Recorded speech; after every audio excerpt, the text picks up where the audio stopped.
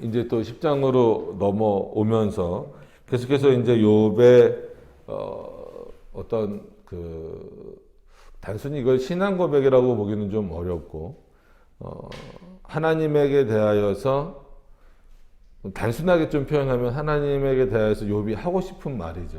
그러니까 계속 말씀드리는 것처럼 욥이 지금 자기가 이렇게 처한 상황이 이해가 되는 건 아니잖아요. 왜 내가 이런 상황에 처했는지 이해가 되진 않아요. 그렇기 때문에 하나님에게 뭔가 말하고 싶기는 한데 그냥 뭐 믿지 않는 자들처럼 하나님을 진짜 막 원망하고 비방하고 이 정도로 또 갈 수는 없고, 또 그가 신앙을 갖고 있는 차원에서 또 하나님에 대한 지식을 가지고 있는 차원에서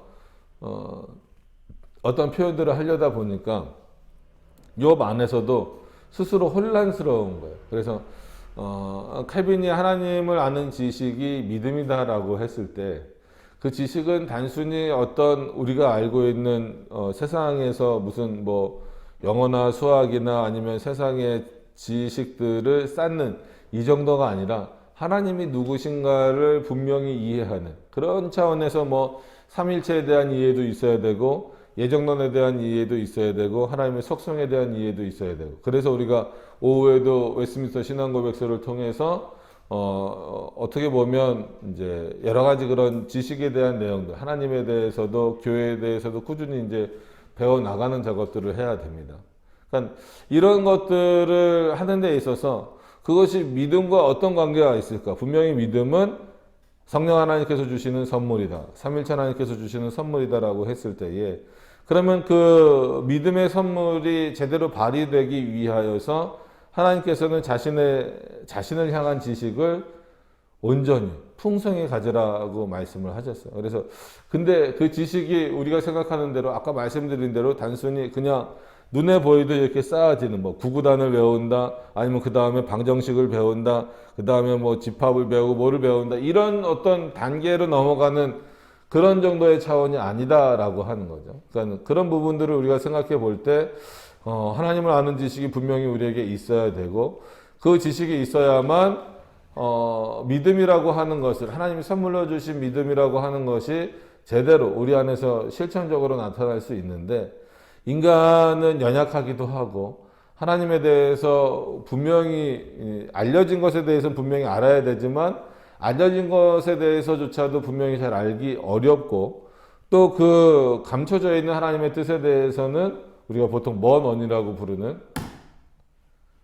시작하자마자 줘라, 먼 언이라고 알려져 있는 그 감춰져 있는 하나님의 뜻에 대해서는 더욱더 알기 어려워요. 그렇기 때문에 우리가 일상생활 속에서 일어나는 일들을 통하여서 하나님 앞에 나아갈 때에 굉장히 조심스러울 수밖에 없다라는 거예요.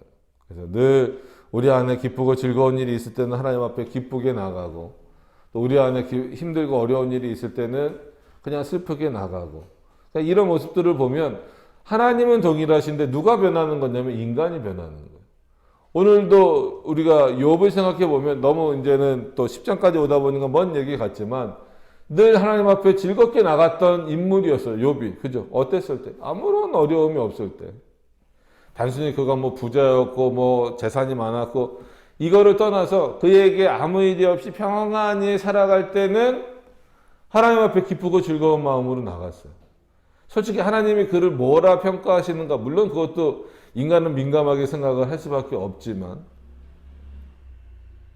그러나 하나님은 변하시지 않았어요. 그러니까 경배의 대상, 예배의 대상으로 계신 하나님은 변하시지 않았는데, 누구의 상황과 누가 변했냐면 욥이 변했잖아요. 그러다 보니까 오늘은 똑같이 하나님 앞에 나가는 건 똑같은데 나아가서 하나님 앞에 하는 그 표현들은 전혀 다르게 나온다라는 얘기예요.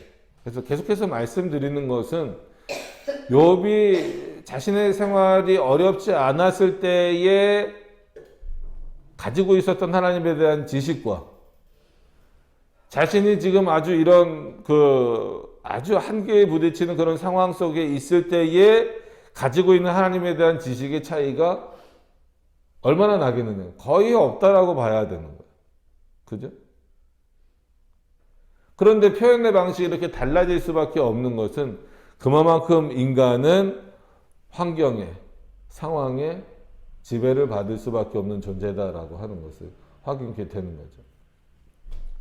그러다 보니까 오늘도 계속해서 이어갑니다. 그 욥의 곤비한 그 생활이 이어지면서 10절에도 뭐라 그래요?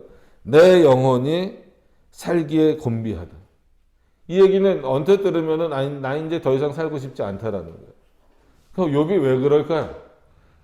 뭐 굳이 뭐 이제 쭉 들어오셨으니까 다시 찾아보지 않더라도 얼마나 힘들겠어요.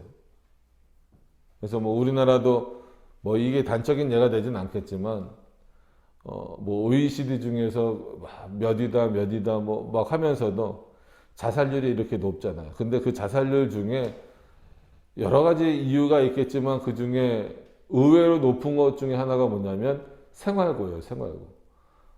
아니 세계에서 경제 대국으로 10위 안에 들고 뭐 10위 아직 10위 안에 드는 건 아니지만 뭐 10위, 11위 이렇게 왔다 갔다 하고 누가 보더라도 비약적인 발전, 세계에서 찾아볼 수 없는 유래를 갖고 있는 이 경제 발전을 이룬 대한민국에서 자살률이 높은 것도 이해가 안 되는데 그 중에서 그 자살률의 여러 가지 이유를 뭐 우울증도 있고 뭐도 있는데 결국은 뭐 우울증이다 아니면 뭐다 뭘 비관한다 뭐 하는데 그 비관하고 우울하고 뭐 이런 것 중에 그 원인을 제공하는 것 중에 하나가 뭐냐면 생활고예요, 생활고. 그러니까 뭔가 자기 마음대로 되지 않는 거죠. 살기가 힘든 거죠. 그러니까 자기의 모든 것들을 포기하고 버려버리는 일들이 많이 있습니다. 그러니까 이건 그리스도인들도 요즘에 비슷하게 나타나는 현상이죠. 그러니까 욥이 생활고를 겪었다라고 하는 것이 아니라 그의 마음이 이 정도로 곤비해졌다라는 거예요.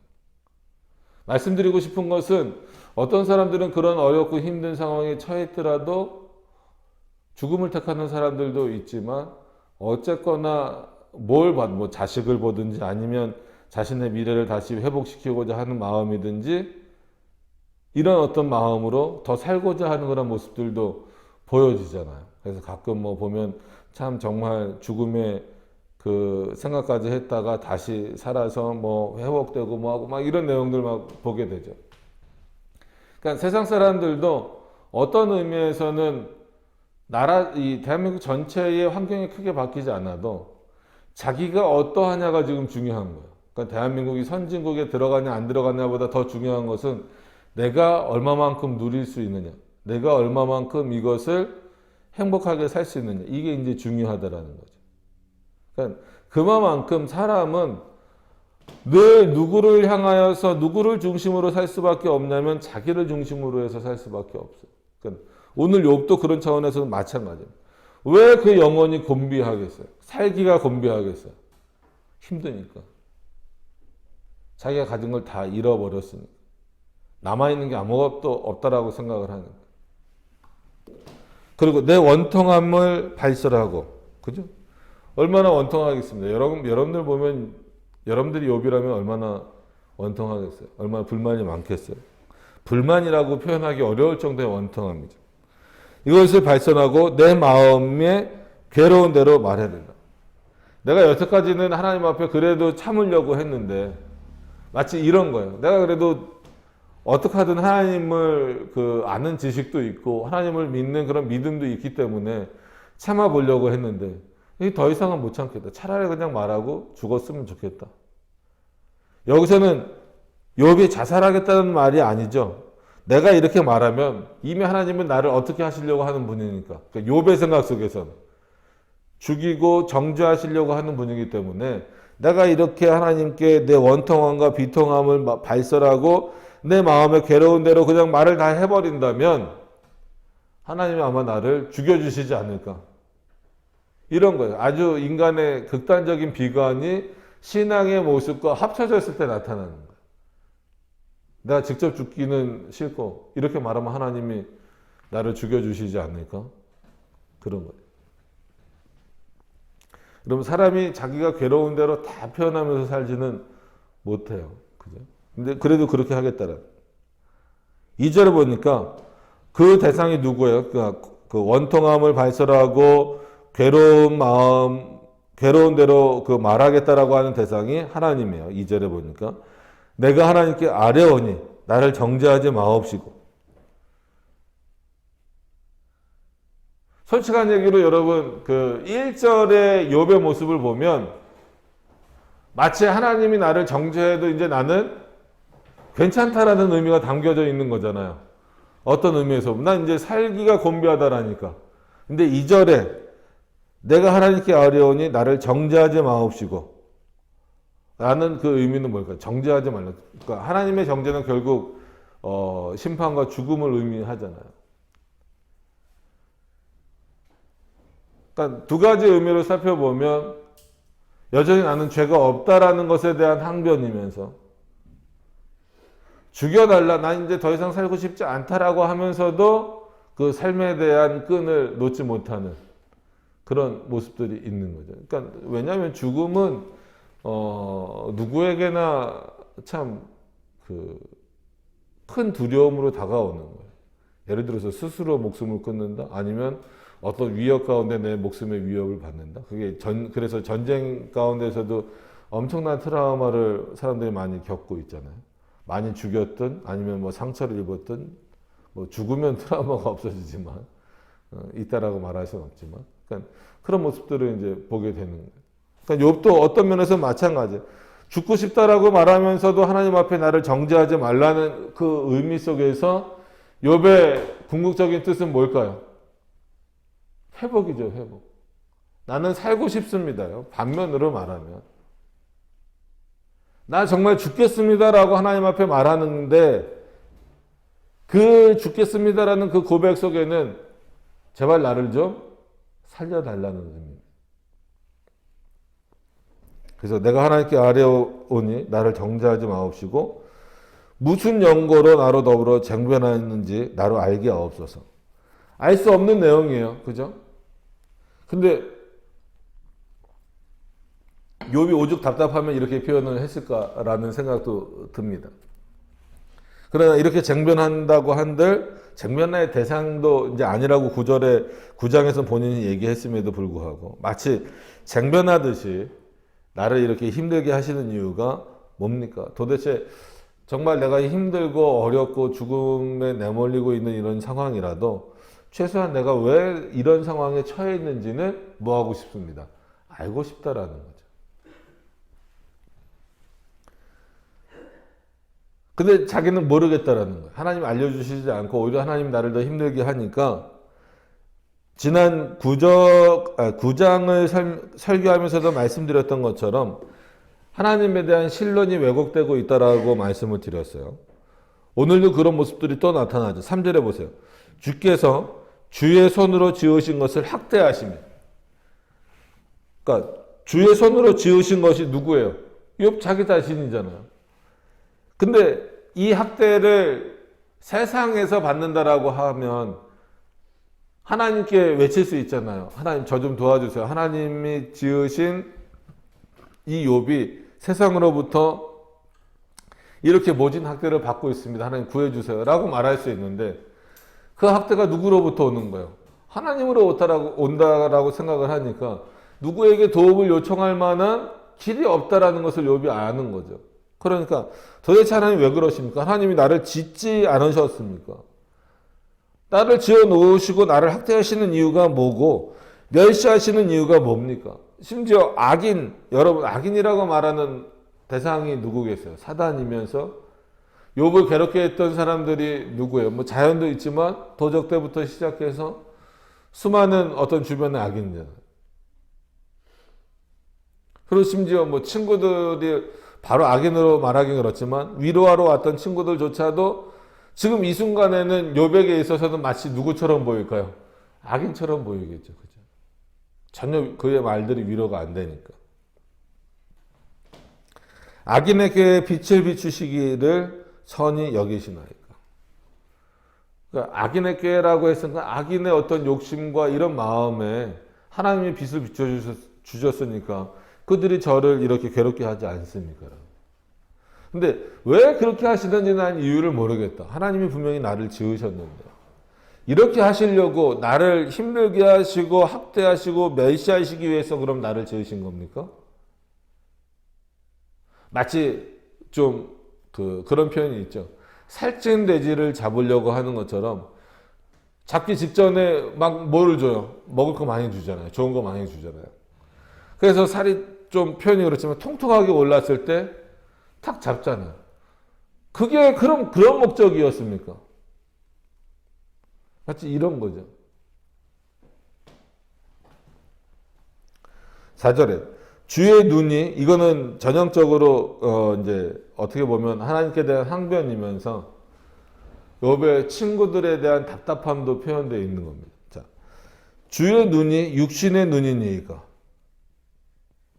우리는 분명히 이거를 순서가 바뀌었다는 거 알고 있죠. 우리의 육신의 눈에 대한 원래 아이디어는 누가 갖고 계시다? 하나님이 갖고 계시더라는 거. 왜냐하면 하나님은 영이시기 때문에 실제 우리와 같은 눈이 있으세요? 없으세요? 없어요. 그럼에도 불구하고 하나님 뭐라 그래서 내가 너희를 본다라는 거예요. 그리고 너희를 지킬 때 어떻게 지킨다? 불꽃 같은 눈동자로 지킨다라는 거예요. 그러면 보신다, 그 보는 것을 지키신다 라고 하는 그 원래 본질은 누구에게만 있는 거예요? 하나님께 있는 거예요. 그 하나님께 있는 본다라고 하는 것을 우리에게는 이 형체적으로 뭘로 주신 거예요? 실제 이 눈으로 주신 거죠. 그러면 하나님이 보신다라고 했을 때에는 한계가 있어요? 없어요? 없어요. 이 지구도 보실 수 있고 이 지구보다 큰 태양계도 보실 수 있고 이 수많은 태양계가 있는 태양계와 같은 것이 있는 은하계도 보실 수 있고 또 이 우주에 이런 은하계가 몇 개 있는지조차도 파악을 못 하잖아요. 그 어마어마한 은하계도 다 보실 수 있고 그 은하계 밖에도 계신 분이 온 우주 밖에도 계신 분이 하나님이시더라는. 그리고 그 하나님이 보신다라는 건 뭐예요? 결국 역사하시고 그 역사의 주관자가 되신다라는 거죠. 근데 사람이 보는 것은 그렇지 않잖아요. 늘 말씀드리는 것처럼 인간이 볼 수 있는 건 겨우 가시광선 정도예요. 그래서 이 문 밖에, 우리 교회 밖에 일어나는 일을 지금 알 수 없어요. 지금 일어나는 일도 알 수 없어요. 여러분들이 어느 건물 안에 있으면서 건물 밖에 어떤 일이 일어난다? 뭐 예를 들어서 큰 소리가 나거나 뭐가 하면은 대충 무슨 거다라고 예측은 할 수 있어도 그걸 본다라고 할 수는 없잖아요. 보려면 어떻게 해야 돼요? 최소한 이 문을 열고 나가야 볼 수 있잖아요. 그러다 보니까 그런 한계를 갖고 있는 인간이 서로를 바라볼 때는 뭘 보고 판단할 수밖에 없어요. 겉모양을 보고 판단할 수밖에 없고 조금 대화해보고 그 사람의 어떤 마음을 조금 알 수 있을 뿐이지 실제로 하나님이 우리를 보시는 것처럼 하나님이 우리를 통치하시는 분으로 계신 자로서 보시는 것과는 전혀 다를 수밖에 없죠. 그렇기 때문에 하나님이 욥에 대한 평가와 엘리바스와 빌닷, 아직 소발은 나오지 않았으니까 엘리바스와 빌닷의 평가는 욥의 입장에서는 다르게 느껴질 수밖에 없죠. 그런데 어떤 의미에서 또 생각해 보니까 분명히 하나님은 나를 의로운 자다라고 말씀을 하셨는데 지금 하나님이 나에게 하시는 거 보니까 마치 누가 말한 것처럼 빌닷이 말한 것처럼 마치 또 누가 말하는 것처럼 엘리바스가 말하는 것처럼 그리고 저 세상 나를 조롱하고 있는 세상 사람들이 말하는 것처럼 오히려 하나님도 나에게 그렇게 하고 계신다라고 지금 누가 생각하고 있는 거예요? 욥이 생각하고 있는 거예요. 욥이 거꾸로 되묻는 거죠. 하나님이 갖고 계신 눈이 사람의 눈입니까? 제가 알기는 그렇지 않은데. 그래서 그 지난 시간에도 말씀드렸어요. 기억나실지 모르지만 하나님에 대한 지식을 풍성히 쌓는 거 굉장히 중요하지만 때로는 그 풍성히 쌓여진 지식을 가지고 하나님 앞에 겸손히 나아가지 않으면 그 하나님에 대한 지식을 가지고 오히려 하나님을 원망하거나 비난하게 될 수도 있다는 거예요. 그러니까 오늘 예를 들어서 이 몇 절입니까? 4절과 같은 지식은 그렇게 쉽게 가질 수 있는 지식은 아니에요. 그죠? 세상 사람들에게 하나님에 대해서 물어보세요. 하나님이 보신다라는 것에 대해서 물어보세요. 뭐 하나님의 눈에 대해서 하나님이 눈이 있어 이 정도겠죠. 근데 최소한 욥은 하나님이 보신다라고 하는 그 의미를 알고 있단 말이에요. 근데 본다라는 게 자기 안에서 어떻게 됐어요? 이미 왜곡된 의미로 있잖아요. 하나님이 지금 나를 보시는데 살리려고 보시는 것이 아니라 마치 어떻게 하시려고 보시는 것랑 똑같다? 죽이려고 나를 보시는 거랑 똑같다. 그러면 그게 사람의 눈과 뭐가 다르냐? 그래서 이런 표현을 하죠. 주의 눈이 육신의 눈이니까 주께서 사람이 보는 것처럼 보시리. 반면 제발 나를 사람의 눈으로 보지 말고 하나님이 원래 계시는, 원래 존재하시는, 원래 그 하나님의 눈에 본질적인 의미로서 나를 좀 바라봐 주세요 이거잖아요. 그러면 욥의 말대로 실제로 하나님은 사람의 눈처럼 욥을 바라보고 계셨을까요? 그렇지 않죠. 그러니까 이게 참 어려운 거예요. 뭐가 어렵냐면 우리의 어떤 그 삶의 이런 내용들을 이해하는, 하나님은 언제나 여러분들을 보시는 방식이 같습니까? 틀립니까? 같아요. 하나님이 보시고자 하는 그 방식 그대로 보시는 거예요. 그 하나님의 그 이제 보신다라고 하는 아이디어를 가지고 계신 그 눈과 같은 아이디어를 갖고 계신 그 하나님의 그대로 보시는 거예요. 변하시지 않는단 말이에요. 그게 왜곡되지도 않는단 말이에요. 우리가 안경을 쓰는 이유도 뭡니까? 초점이 안 맞잖아요. 이것도 어떤 의미에서 보면 왜곡이에요, 왜곡. 그 왜곡된 거를 이런 안경을 통해서 보완하는 역할을 해주는 거죠. 하나님은 실제로 욥이 말하는 것처럼 사람의 눈처럼 욥을 바라보신 적이 단 한 번도 없으시다라는 거예요. 근데 욥의 입장에서 보면 본인의 시각이, 즉 본인이 하나님을 바라보는 시각이 변질되다 보니까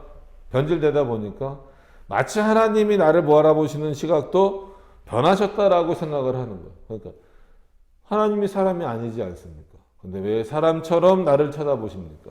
왜 나를 판단하시고 나를 징계하십니까? 라고 하는.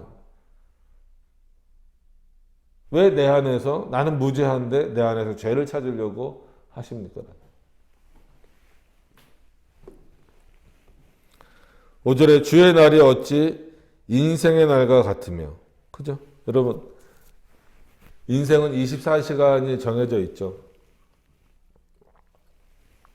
그래서 뭐 거의 대부분 많은 사람들이 표현하는 게 뭐예요? 아, 참 시간 빨리 간다. 그죠? 여러분들이 생각하실 때도 시간 참 빨리 가죠. 어린아이들도 시간 빨리 간대요. 어른들도 시간 빨리 간대요. 연세가 많이 드신 분들은 더 빨리 가죠. 그 인생을 돌이켜보면 저도 이제 40대 중후반이지만 언제 20대가 지나갔지? 언제 10대가 지나갔지? 이럴 정도로 지나가요. 그래서 우리에게 있어서는 물론 어떤 개념적으로라도 과거, 현재, 미래가 분명하고 또 그 한계가 점점 다가오잖아요. 그래서 늘 우리가 생각하는 것처럼 태어나는 순간에 마치 우리는 이제 삶을 향해서 달려가고 있고 더 성장해서 자기가 이루고 싶은 것을 이루고자 하는 그 꿈을 향해서 달려가는 것처럼 보이지만 조금 뭐 부정적인 방식이랄까, 꼭 그걸 부정적이라고 말하기는 좀 어렵지만 냉정하게 보면 태어나는 순간부터 인간은 정하여진, 물론 그리스도 안에서 영원히 택자들은 살겠지만 뭐 믿지 않는 자들도 영생이라고 할 수는 없죠. 영원한 삶은 분명히 있으니까. 그러나 이 땅에서의 유한성은 어떻게 보면 하루하루가 줄어들어가는 거잖아요. 그러니까 유한한 인생이, 우리는 뭐 장미핀 미래를 꿈꾸고 있다라고 말하지만 물론 그것을 위해서 우리가 열심히 노력하면서 살아가죠. 그러나 하루하루 하나님 앞에 갈 날이, 즉 죽음, 인간적인 그 육신의 죽음의 날이 하루하루, 아니면 1시간 1시간, 1분 1분, 1초 1초 다가오는 거예요. 그랬을 때 우리가 어떻게 살아야 하는가에 대한 문제를 고민해야 되는데 우리는 그런 고민보다도 그냥 내 미래가 이랬으면 좋겠다. 오히려 뭘 인식하지 못하는 거예요? 죽음이 다가온다는 걸 인식하지 못하는 거죠.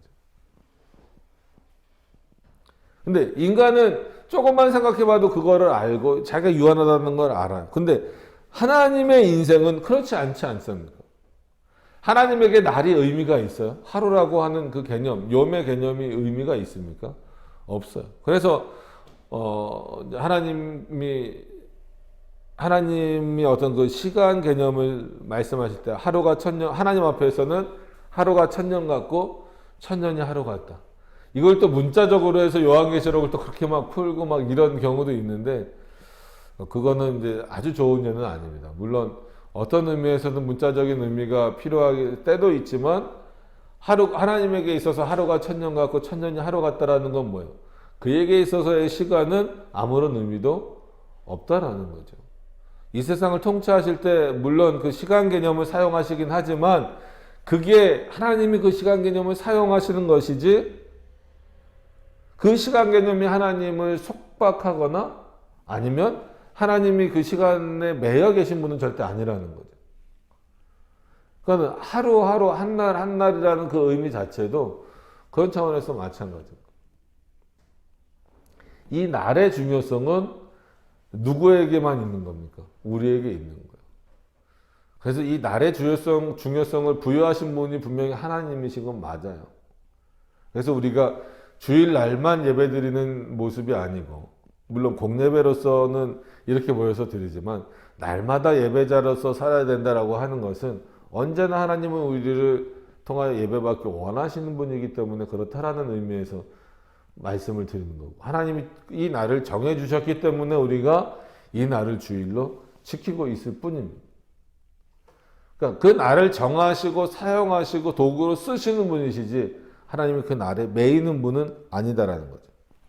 그러니까 욥이 그걸 알잖아요. 그래서 주의 날이 어찌 그리 인생의 날과 같습니까? 주의 해가 어찌 인생의 날과 같습니까?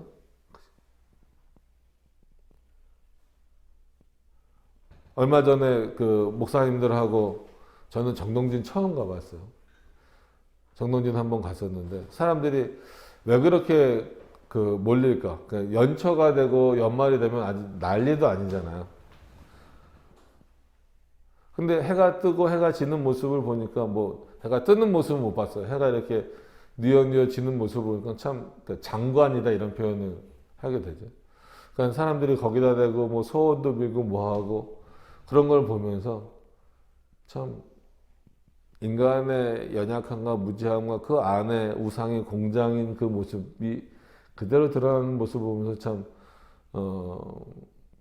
안타깝다 이런 것보다는 어쩔 수 없는 인간이구나 이런 생각을 들죠. 그래서 우리에게 있어서는 하루 해가 뜬다라는 게 큰 의미가 있죠. 그리고 어떻게 보면 하루를 살아가는 데 있어서 물론 뭐 요즘은 밤에도 무슨 일들을 다 하지만 그래도 해가 진다라고 하는 것은 그 하루를 마무리하는 거잖아요. 그래서 그 해가 떠서 그 해가 질 때까지 그날 해야 될 일들을 아주 그냥 바쁘게 막 살아가는 게 어떻게 보면 하루잖아요. 그렇게 정신없이 살다 보니까 하루에 해가 뜨고 해가 지는 이것이 굉장히 하루가 빠른 것처럼 보이는 거죠. 그럼 하나님도 그런 분이시냐. 하나님도 뜨는 해와 지는 해에 영향을 받으시는 분이고 그것으로 인하여서 자기의 사역을 제한받으시는 분이냐. 그렇지 않죠. 그런데 마치 지금 하나님은 어떤 것 같습니다라는 거예요. 욥의 평가는. 이 날, 우리가 생각하는 이 인생의 날에 매여 계신 것 같습니다. 난 그걸 이해를 못하겠습니다. 당연히 이해가 안 되죠. 왜냐하면 하나님이 실제로 거기에 매여 계십니까? 안 매여 계십니까? 안 매여 계시잖아요. 근데 욥이 느끼기에 매여 있다라고 느끼는 거예요. 그래서 하나님을 개인적인 사적인 차원에서 이해하고 그 느껴지는 대로 그대로 자기의 신앙으로 끌고 들어오는 것은 이런 오류와 위험성을 범할 수밖에 없어요. 그렇기 때문에 어느 때든지 변하지 않는 진리 위에서 분명히 서 있어야 됩니다. 어떻게 보면 욥 자신에게도 실망하고 크게도 하나님에게도 실망하고 엘리바스와 빌닷에게도 실망하잖아요. 그래서 왜 이런 일이 벌어질까요? 여러분, 그러면 진리이신 하나님에게 욥이 지금 실망하는 것처럼 보이잖아요. 여기서 욥의 잘못은 뭐겠습니까? 엘리바스에 실망하고 빌닷에게 실망했어요. 그 실망의 화살이 누구에게 돌아가는 거예요? 진리 자체이신 하나님께 돌아가는 거예요. 여러분, 진리가 문제입니까? 그 진리를 온전히 지키지 못하는 사람이 문제입니까? 진리를 온전히 지키지 못하는 사람이 문제예요. 근데 우리는 희한하게 화살을 누구에게 돌리냐면 진리 자체로 돌리는 경우가 너무 많아요. 살아가다 보면 여러 가지 많은 인간관계 속에 있고 인간관계 속에 있어요. 진리는 변하지 않아요. 근데 마치 그 인간관계 속에서 잘못된 일들, 뭐 자기가 실수할 수도 있지만 해를 입은 일들, 어려움을 겪은 일들, 이런 것들을 토로하면서 화살을 누구에게 돌리는 경우가 많냐면 진리에게 돌리는 경우가 많아요. 여러분, 진리는 변하지 않습니다. 그 안에 있는 사람이 문제지. 엘리바스가 문제고 빌닷이 문제고 누가 문제입니까? 욥이 문제지. 하나님은 지금 이런 평가를 들으실 일을 하셨습니까? 하지 않으셨습니까? 하지 않으셨어요. 우리가 보기엔 한 것처럼 보이죠. 까닭 없이 죄 없는 욥을 고난으로 몰아넣으셨으니까 하나님이 큰 잘못을 저지른 것처럼 보여진다라는 거예요. 잘못 보면, 욥기를 잘못 보면. 근데 까닭 없이 죄 없는 욥을 심판하셨고 그에게 고난을 내리셨다라고 하는 평가는 어떻게 보면 다 누구의 평가예요? 인간의 평가죠. 그죠? 여러분, 욥기 잘 보세요. 인간의 평가입니다. 하나님이 한 번도 그렇게 말씀하신 적이 없어요. 그가 물론 이제 죄가 없다, 의로운 자다라고 하시고 시험을 다 사단을 통하여서 하시는 시험을 허락하셨다 할지라도 어떤 의미에서는 욥이 무지하다라고 하나님이 직접 말씀하신 적은 없다라는 거예요. 그에게 죄가 없다 이렇게 표현하시는 것과 무죄하다라고 하는 것은 조금 의미가 이제 다를 수 있기 때문입니다. 그러니까 그런 인간의 평가들을 가지고 서로를 평가하는 것은 하나님 앞에서 뭐 어느 정도 가능하다고 할지 몰라도 그 인간들끼리의 평가를 가지고 지금 누구를 평가하려고 들고 있는 거예요? 하나님을 평가하려고 들고 있는 거죠. 하나님을 판단하려고 하고 있는 거죠. 그러니까 이게 큰 문제인 거죠. 그러니까 욥이 이 논리를 어떻게 가져가는가? 6절에 보세요. 나의 허물을 찾으시며 나의 죄를 사실하시나이까. 그러니까 나는 정말 무죄한데 하나님이 나에게서 죄를 찾으시려고 하는 것은 그리고 그걸 사실하신다라고 하는 것은 확정, 진짜다라고 이제 마치 판결 내리듯이 하신다라고 하는 것은 하나님의 눈이 누구 눈처럼 됐기 때문이라는 거예요. 사람의 눈처럼 됐기 때문이라는 거예요. 하나님이 지금 누구처럼 됐다라는 거예요. 인간처럼 나를 바라보시니까 나에게서 죄를 찾으시려고 하는 거 아닙니까? 라는 거예요. 이게 욥의 항변이죠. 그죠? 하나님이 욥에게서 죄를 찾으시려고 하는 게 인간적인 것 때문에 찾으시는 겁니까? 하나님이 인간이 되셨기 때문에, 인간이 되셨다라는 게 아니라 인간적인 모습으로 되셨기 때문에 그렇다라는 거예요? 그렇지 않죠. 근데 욥은 자기 안에서 단정을 져버리는 거예요. 뭐라고요? 하나님이 나에게서 죄를 찾으시려고 하는 것은 마치 하나님이 어떤 존재처럼 돼버렸기 때문이다. 인간처럼 돼버리셨기 때문이다. 그렇지 않고는 도저히 하나님은 나에게서 죄를 찾으실 수 없다라는 거예요. 그러니까 이게 어떻게 보면은 신적 지식에 대한 교만이죠.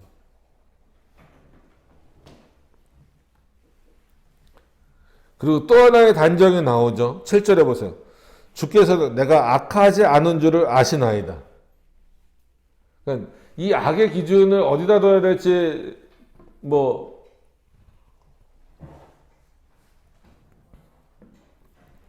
잘 모른다기보다도 욥은 분명히 단순히 뭐 원죄 이거를 부정하는 것은 아닙니다. 그죠? 그러나 또 말씀드리는 대로 내가 이런 고난을 당할 만한 죄를 짓지 않았다라고 하는 것은 끊임없이 욥은 어떻게 보면 욥에게 있어서 친구들과 논쟁을 하든 하나님께 항변을 하든 뭘 놓으면 안 돼요. 거의 대부분 졸고 있어서 뭘 놓으면 안 됩니까? 내가 죄가 없다라는 걸 놓으면 안 되는 거예요. 그걸 놓는 순간에 더 이상 논쟁이 필요 없죠. 그죠? 엘리바스 말대로 빌닷의 말대로 난 죄가 있는 거니까. 그러니까 욥의 입장에서 나는 무죄하다라고 하는 이 사고를 놓는 순간 욥이 이렇게 버틸 만한 이유가 있어요, 없어요? 없어져 버리는 거예요. 그러니까 이게 하나님 앞에서는 오히려 더 뭐가 됩니까? 큰 걸림돌이 되는 거예요. 하나님의 뜻을 아는 데 있어서는. 그러니까 욥은 지금 어떻게 해서든 하나님이 왜 나에게 이런 고난을 주셨는가를 알고자 하잖아요. 그러면 그 하나님 앞에 자신의 모든 것을 내놓고 그냥 나가야 되는 거예요. 근데 지금 뭐를 못 버리고 나가요?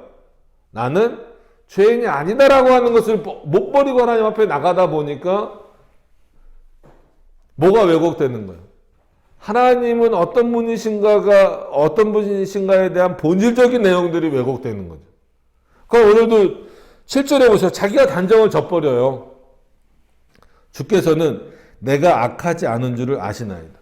실제로 하나님이 이렇게 말씀하셨다 할지라도, 즉 의인이다라고 말씀하셨다 할지라도 욥의 입장에서 이렇게 단정 지을 수 있습니까? 없어요.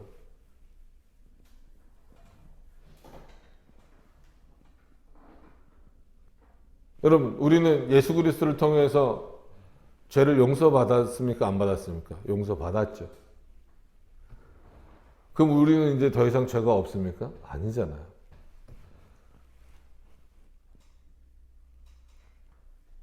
우리가 구원에 이르는 어떤 그런 은혜를 받았다 할지라도 그건 하나님이 우리를 용서해 주시는 거고 그리스도의 대속을 통해서 우리가 용서함을 받은 것이지 우리가 진짜 무죄함이 아니잖아요. 그런데 만약에 하나님께 지금 우리가 항변하기로 하나님 우리는 구원받을 택자들 아닙니까? 근데 왜 우리에게서 죄를 찾으십니까? 우리는 무죄하죠. 이렇게 말한다면 우리는 하나님의 뜻을 알지도 못하는 것이고 상당히 교만한 자가 되어버리는 겁니다. 욥도 마찬가지예요. 아무리 하나님께서 자신을 의로운 자다라고 말씀해 주셨다 할지라도 그건 하나님이 나에게 말씀해 주시는 것이지 자기가 자기 스스로를 돌아봤을 때에는 어떤 자다라고 하는 것을 확인할 수 있어야 돼요. 난 여전히 죄인이구나. 나는 여전히 연약하구나. 나는 여전히 허물이 많구나. 이게 참된 신앙의 모습입니다. 근데 지금 욥은 어떻게 말하고 있어요? 주께서는 내가 악하지 않은 줄을 아시나이다. 주의 손에서 나를 벗어나게 할 자도 없나이다. 마치 9장의 내용을 다시 보는 것 같죠. 그러니까 주의 손에서 나를 벗어나게 할 수 있는 자는 아무도 없는데 그럼 주님의 내리시는 핍박이나 고난 가운데서도 벗어날 수 있는 유일한 길은 하나님 자신이신데 하나님 생각해 보십시오. 나에게서 죄를 찾으실 수 있습니까? 지금 이 얘기예요. 그럼 반대로 말하면 여기 나와 있지는 않지만 하나님은 욥의 죄를 찾으실 수 있어요? 없어요? 찾으실 수 있죠. 알고 계시죠. 그러니까 어떤 의미에서는 욥의 형벌은 하나님에게 있어서는 정당한 거예요. 욥의 입장에서 보면은 그게 정당하지 않은 것처럼 보일 수 있지만 하나님이 보시기에는 정당한 겁니다. 그러니까 세상 사람들도 똑같잖아요. 믿지 않는 자들, 유기자들에게 있어서도 하나님은 유기자들에게 형벌을 내려서 그 형벌을 통하여 그들이 자신의 지은 죄, 즉 하나님을 알지 못하는 것, 믿지 않는 것만으로도 큰 죄의 원인이 돼서 지옥으로 가게 되는 그 형벌을 받는 것에 있어서 하나님 정당하신 형벌을 내리시는 거잖아요. 근데 세상 사람들은 그렇죠. 내가 뭐 때문에 무슨 잘못을 졌기 때문에 지옥에 가야 되냐라는 어떤 이런 논리잖아요. 그럼 큰 의미에서 보면 그들도 까닭 없는 거나 똑같은 거예요. 그죠? 뭐 유기자다라고 해서 다 흉악범이 되고 막 그런 거 아니잖아요. 늘 말씀드리지만 아주 그리스도인보다도 더 도덕적이고 더 배려심이 많고 더 사랑이 많은 사람들이 굉장히 많아요. 그럼 그들은 왜 지옥 가야 되나요? 세상의 관점으로 보면, 세상의 눈으로 보면 까닭이 없는 거예요. 그죠? 그러나 하나님의 정하심으로 보면 그들은 분명히 까닭이 있는 겁니다. 그 까닭을 아는 게 중요한 게 아니야. 하나님 뜻이 뭔가가 중요한 거예요. 오늘 어떻게 보면 욥기에서도 중요한 것은 하나님의 뜻이 중요한 거예요. 하나님이 그렇게 하시기로 정하셨다가 중요한 겁니다. 욥과 그의 친구들은 하나님이 그렇게 하기로 정하셨다라는 것에 대하여서 자꾸 뭘 찾는 거예요? 인간적인 근거를 찾으려고 하는 거죠. 욥은 인간적인 근거를 찾으려고 하는 친구들을 비난하고 그들에게 대항하면서도 자기 자신조차도 그 함정에 그대로 빠져버리는 거예요. 그러니까 그 결과물이 뭐예요? 나는 죄가 없는데 하나님 한번 찾아보세요. 없잖아요. 그래서 내가 이렇게 고통받습니까? 결국은 이거 하나님에게서 나 벗어날 수도 없는데. 이거 어떻게 해야 됩니까? 언제까지 나를 이 상태로 두실 겁니까? 이런 의미죠. 8절에 주의 손으로 나를 만드사 백체를 이루셨거늘. 이게 어떻게 보면은 사실이죠. 당연히 창조는 이렇게 하나님이 하셨잖아요. 그죠? 여기서 백체를 만든다라는 것은 나의 모든 몸과 인간의 모든 것을 다 만드셨다라는. 그죠? 하나님이 우리의 모든 것을 다 만드셨어요. 그 다음에 보세요. 이제 나를 멸하시나이까. 이렇게만 놓고 보면 하나님은 굉장히 이상한 존재예요. 아주 하나님이 잘 만들어 놓으시고 멸하시는, 마치 어린아이와 같을 수 있어요. 그래서 아이들이 이렇게 노는 거 보세요. 보면 뭐 차력을 주든 아니면 요즘엔 차력으로 예를 들긴 좀 그렇죠. 뭐 레고나 이런 거 보면 어떨 때는 막 그 집중해서 막 아주 뭔가를 열심히 막 만들어요. 그리고 이제 뭐 어린이집이나 아니면 아이들을 키우거나 그런 거 하면 본단 말이에요. 그럼 어떨 땐 누가 옆에서 불러도 못 알아듣고 뭐 밥을 먹으라 그래도 간식을 먹으라 그래도 안 먹고 막 거기에 막 집중해서 열심히 막 뭐를 만들어요. 그리고 나 이렇게 자기가 마음에 드는 거 만들었다고. 근데 물론 그걸 오래 갖고 노는 아이들도 있지만 조금 있다가 그거를 확 부셔버려요. 야, 너 이거 열심히 이렇게 만들어 놓고 왜 부시냐? 그러면 뭐라 그래요? 그 아이가. 이제 싫어졌어. 아니면 내 마음이야. 여러분, 이 8절은 마치 하나님이 그런 분인 것처럼 표현되고 있는 거예요. 욥을 백체로 다 만들어 놓으시고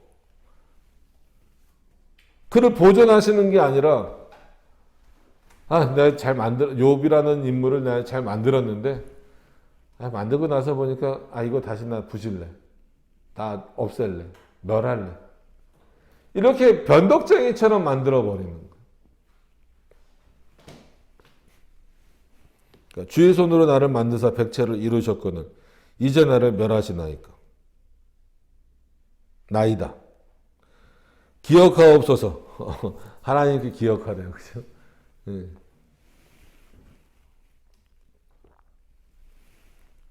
좀 표현이 그렇지만 고급하게 대드는 거죠. 하나님 앞에. 그죠? 막 악을 쓰고 비난하고 비방하고 막 험한 말이나 속된 말로 하나님께 내뱉는 게 아니라 뭔가 이렇게 절제되어 있는 것처럼 보이고 뭔가 이렇게 좀 이렇게 고상한 것처럼 보이지만 그거나 똑같은 차원이죠. 기억하옵소서. 여러분, 하나님이 잊어버리시는 게 있으실까요? 우리는 잊어버려요. 우리에게는 뭐 사람들이 일면 표현하기를 뭐 망각의 은혜를 주셨다 뭐 이렇게 표현도 하기도 하잖아요. 근데 하나님에게 있어서 잊어버려지는 게 있을까요? 없어요, 여러분. 하나님이 저와 여러분들의 생각이나 행동이나 모든 것을 잊어버리실 거다라고 생각하면 안 돼요. 인간은 조금 시간이 지나거나 관심이 없으면 잊어버려요. 그러니까 마치 욥은 하나님을 욥이 솔직히 하나님을 인간처럼 생각했다 이러지는 않죠. 그러나 그렇게 생각할 수는 없지만 마치 그렇게 생각하듯이 그러니까 자기를 좀 더 돌아봐 달라는 의미겠죠. 그런 차원에서 좀 기억 좀 해주세요. 이겁니다. 기억하옵소서. 주께서 내 몸 지으시기를 흙을 뭉치듯 하셨거늘 다시 나를 티끌로 돌려보내려 하시나이까. 그럼 나를 왜 만드셨습니까? 나를 만드신 그 목적을 제발 좀 기억해 주십시오라고 하는 거예요. 그 목적은 나를 죽이기 위해서가 아니라 나에게 은혜를 주시고 나를 지키시기 위함 아니었습니까? 여태까지 내 삶을 그렇게 지켜주시지 않았습니까? 그렇게 나를 지켜주셨던 것처럼 나를 좀 기억해 주십시오. 이 얘기잖아요.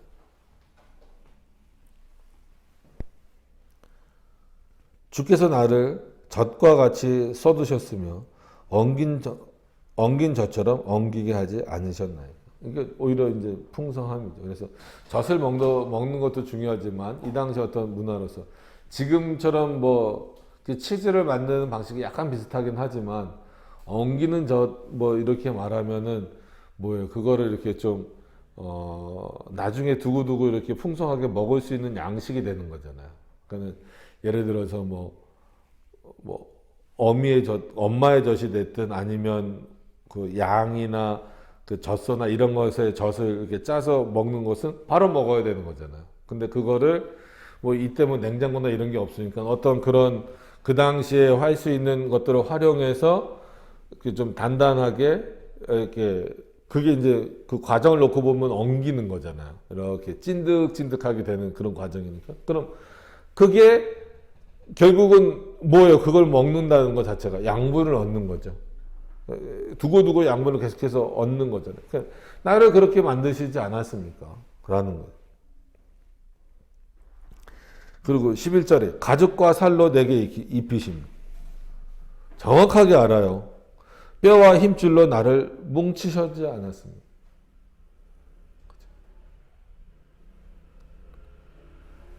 생명과 은혜를 내게 주시지 않았습니까? 그리고 권고하심으로 하나님의 그 뜻과 명령으로 내 영을 지키시지 않았습니까? 그러니까 욥이 물론 이제 다음 주부터 또 봐야 되지만 이거를 22절 오늘 다 볼 수가 없어서 중간에 끊었지만 그 얘기는 그렇게 지키시려고 나를 창조하시지 않으셨습니까? 근데 왜 여태까지 그러니까 쭉 지켜오시다가 갑자기 어느 순간에 나를 멸하십니까? 딱 그게 이해가 안 됩니다. 지금 욥이 말하는 거잖아요.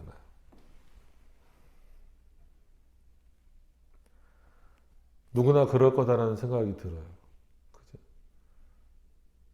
아마 여기 계신 분들도 하나님이 나를 어떻게 창조하셨느냐라고 하면 이런 욥의 고백은 참 멋진 거예요. 그러니까 이 창조에 대한 고백들만 놓고 보면, 그죠? 하나님이 나를 지으셨고, 백체를 이루게 하셨고, 내 몸을 흙을 뭉치듯 하셨고, 적과 같이 나를 쏟으시고 풍성하고 아주 이렇게 삐쩍 마른 것이 아니라 아주 이렇게 보기 좋게 만들어 주셨고, 가죽과 살로 내게 입히셨고, 뼈와 힘줄로 나를 뭉치시고, 그죠? 뼈와 힘줄의 중요성은 말하지 않아도 잘 아시죠? 생명과 은혜를 내게 주시고, 그죠?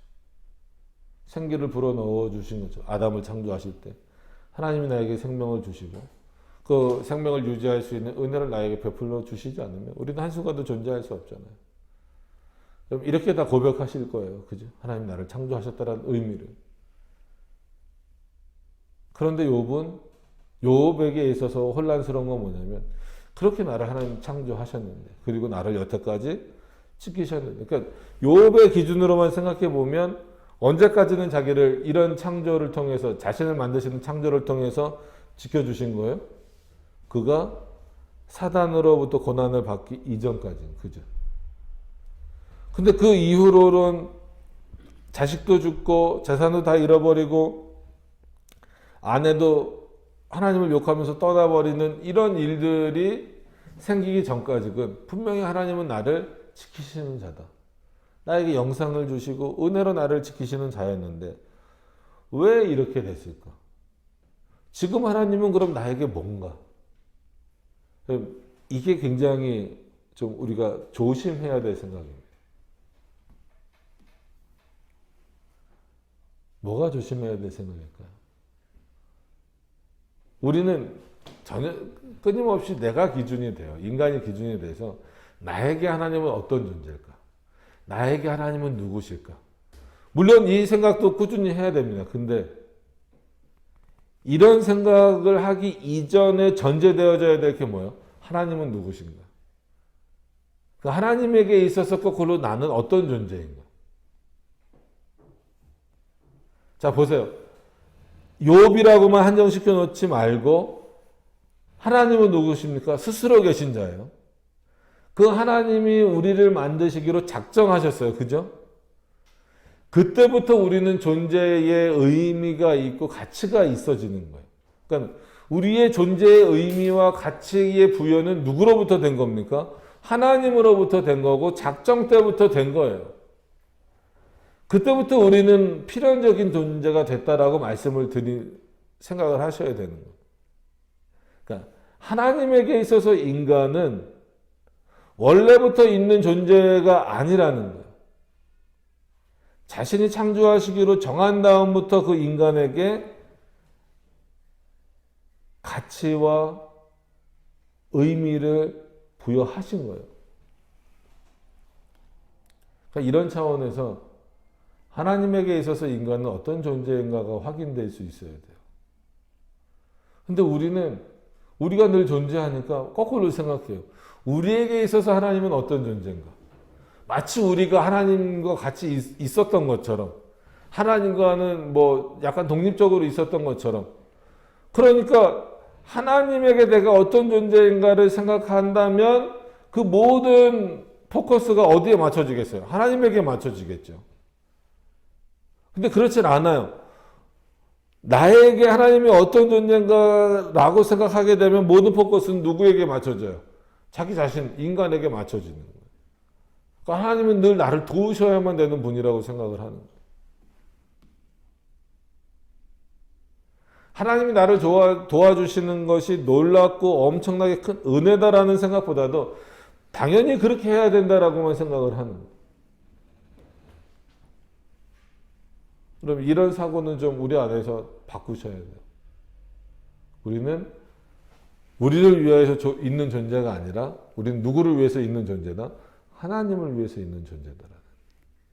하나님을 위해서 있는 존재이기 때문에 때로는 우리 상식에서 벗어나는 일들 아니면 때로는 내가 이해할 수 없는 어떤 그런 상황이 있을 수 있다라는 거예요.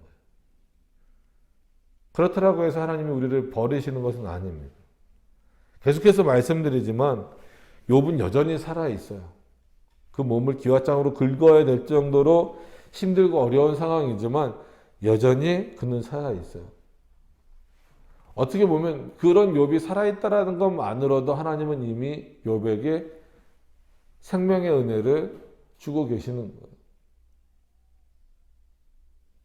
거예요. 그걸 은혜라고 여기지 못하는 순간에 우리는 하나님 앞에서 은혜가 되는 것이 아무것도 남지 않습니다.